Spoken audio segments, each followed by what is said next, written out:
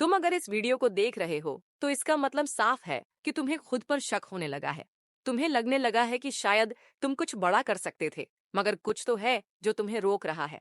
हर बार जब तुम खुद से वादा करते हो कि अब से बदलाव होगा, अब से मेहनत करोगे, अब से डिसिप्लिन अपनाओगे, तभी कोई अदृश्य ताकत तुम्हें अंदर से तोड़ देती है। यही वो जगह है जहां से ब्रह्मचर्य की जरूरत समझ में आती है, क्योंकि ये सिर्फ एक आदत को कंट्रोल करने की बात नहीं है, ये पूरी लाइफस्टाइल को रीसेट करने की बात है। बहुत लोगों को लगता है कि ब्रह्मचर्य बस वीर्य को बचाने तक सीमित है, लेकिन सच्चाई इससे कहीं आगे है। ये शुरुआत है उस शुद्ध ऊर्जा को संचित करने की, जो तुम्हें ना सिर्फ अंदर से ताकतवर बनाएगी, बल्कि तुम्हारा पूरा माइंडसेट, तुम्हारी पर्सनैलिटी, तुम्हारा फोकस और तुम्हारी लाइफ की दिशा तक बदल देगी। ब्रह्मचर्य कोई जादू नहीं है और इसका असर पहले दिन से नहीं दिखता, लेकिन अगर तुम सही तरीके से इसका पालन करते हो तो कुछ ही दिनों में तुम्हारे अंदर ऐसी क्लैरिटी, ऐसी ऊर्जा और ऐसा आत्मविश्वास पैदा होता है जो तुमने पहले कभी महसूस नहीं किया होगा। पहले 3 दिन बहुत मुश्किल होते हैं। शरीर बेकाबू लगता है, दिमाग में पुरानी यादें और अर्जेस बार बार आती हैं। मगर यहीं पर सबसे पहला टेस्ट होता है। अगर तुम इन 3 दिनों को पार कर लेते हो तो ब्रह्मचर्य के पहले असर तुम पर दिखने शुरू हो जाते हैं।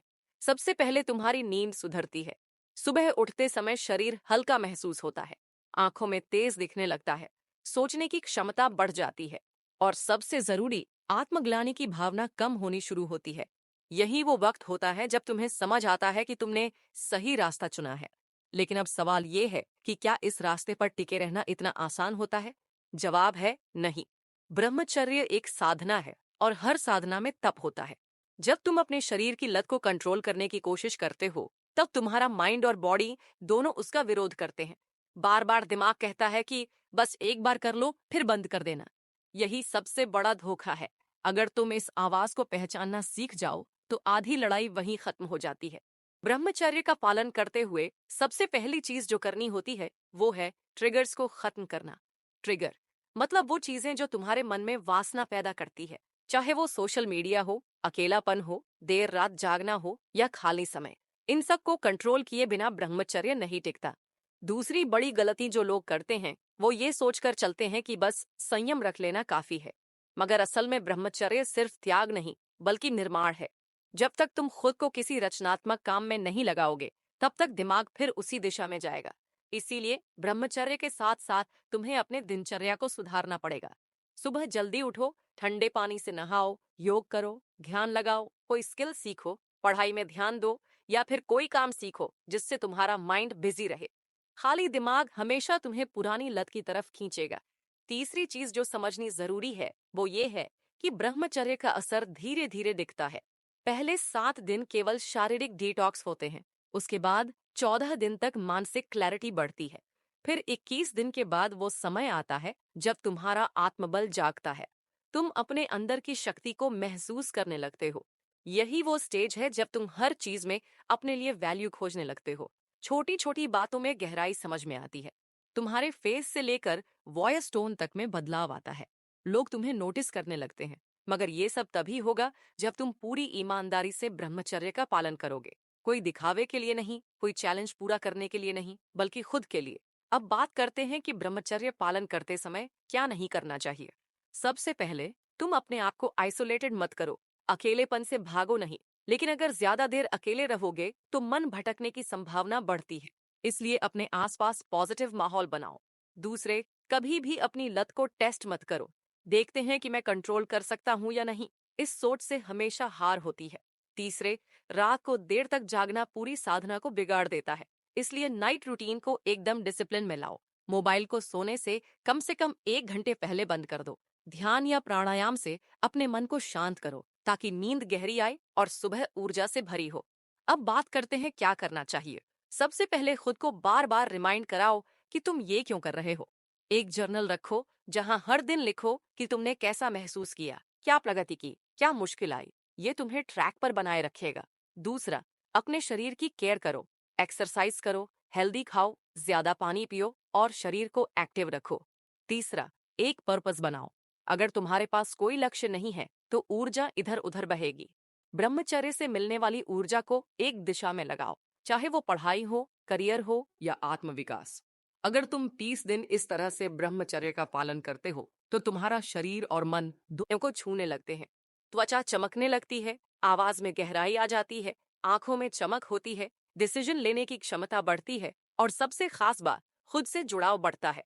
अब तुम दूसरों की वैलिडेशन पर नहीं, खुद के आत्मविश्वास पर जीने लगते हो। ये शुरुआत होती है असली परिवर्तन की। लेकिन अभी तक जो तुमने जाना वो सिर्फ सतह की बातें हैं।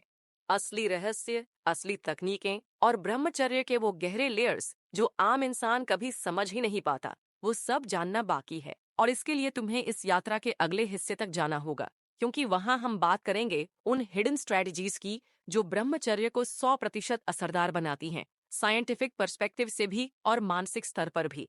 साथ ही जानेंगे कि कौन से पावरफुल हैबिट्स और प्रैक्टिकल रूटीन तुम्हारे इस ब्रह्मचर्य के सफर को बुलेट प्रूफ बना सकते हैं। जब कोई व्यक्ति ब्रह्मचर्य का व्रत लेता है तो प्रारंभ में उसे यह मार्ग बहुत प्रेरणादायक लगता है। ऐसा प्रतीत होता है जैसे अब जीवन में एक नया अध्याय आरंभ होने जा रहा है, जहां आत्मा को शक्ति मिलेगी और शरीर मन में शांति उतरेगी। परंतु जैसे जैसे दिन बीतते हैं, वास्तविकता सामने आने लगती है। शुरुआत के कुछ दिन अच्छे जाते हैं, शरीर में स्फूर्ति आती है, मन में उल्लास होता है, पर फिर भीतर से एक पुरानी आदत धीरे धीरे सिर उठाने लगती है। वही आदत जो वर्षों से अंदर बैठी है, वह छटपटाती है, वापसी का मार्ग ढूंढती है और तुम्हारे भीतर द्वंद्व शुरू हो जाता है। यही वह क्षण होता है जब ब्रह्मचर्य का पहला अग्नि परीक्षा प्रारंभ होता है। बहुत लोग इस समय हार मान लेते हैं और सोचते हैं कि ब्रह्मचर्य केवल आशियों के लिए है, हमारे जैसे सामान्य व्यक्ति के लिए नहीं। परंतु वास्तविकता यह है कि ब्रह्मचर्य एक अभ्यास है, कोई अचानक घटित होने वाली घटना नहीं। यह हर दिन के छोटे छोटे निर्णयों से बनता है। यह सुबह जागने के बाद क्या सोचते हो, दिन भर किस तरह के विचारों को भीतर आने देते हो और रात को सोने से पहले क्या भाव लेकर सोते हो, इन सब से बनता है। तुम यदि हर दिन केवल एक निर्णय भी अपने आत्मबल के पक्ष में लेते हो, तो यह अभ्यास धीरे धीरे तुम्हें बदलना शुरू कर देता है। अब प्रश्न यह उठता है कि इस मार्ग में क्या करना चाहिए और क्या नहीं करना चाहिए।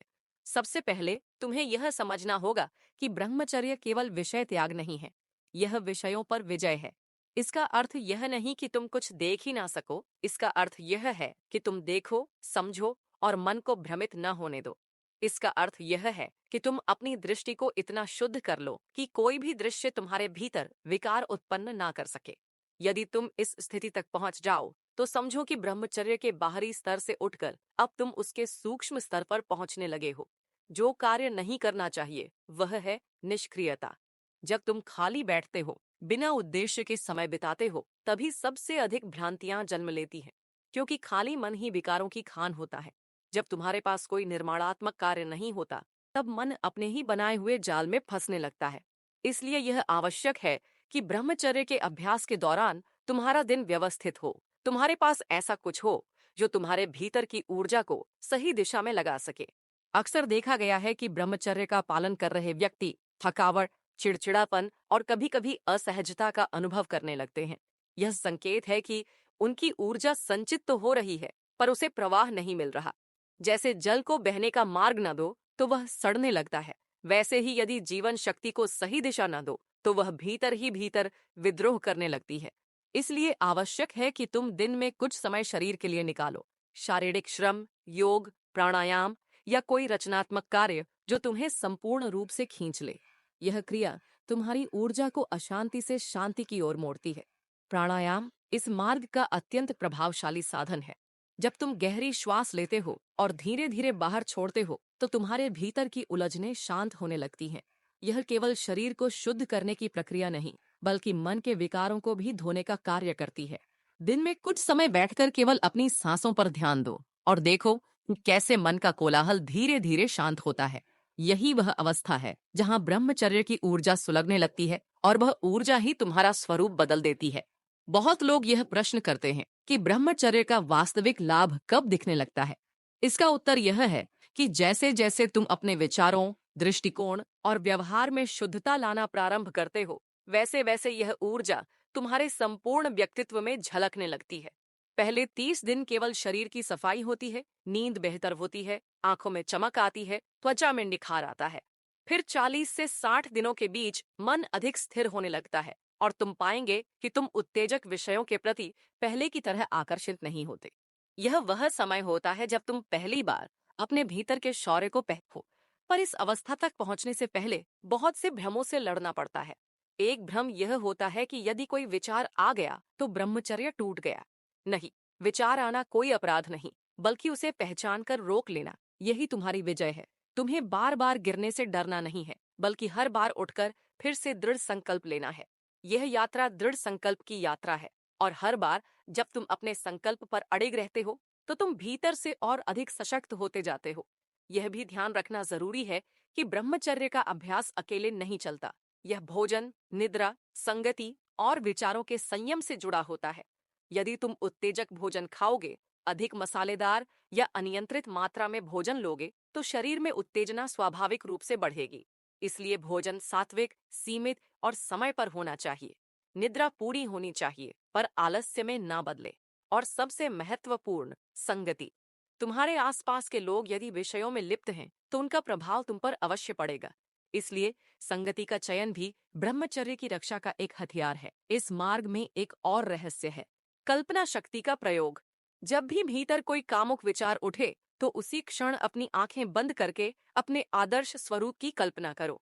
एक ऐसा तुम जो आत्मविश्वास से भरा हुआ है, जिसकी आंखों में तेज है, जिसकी उपस्थिति ही वातावरण को बदल देती है।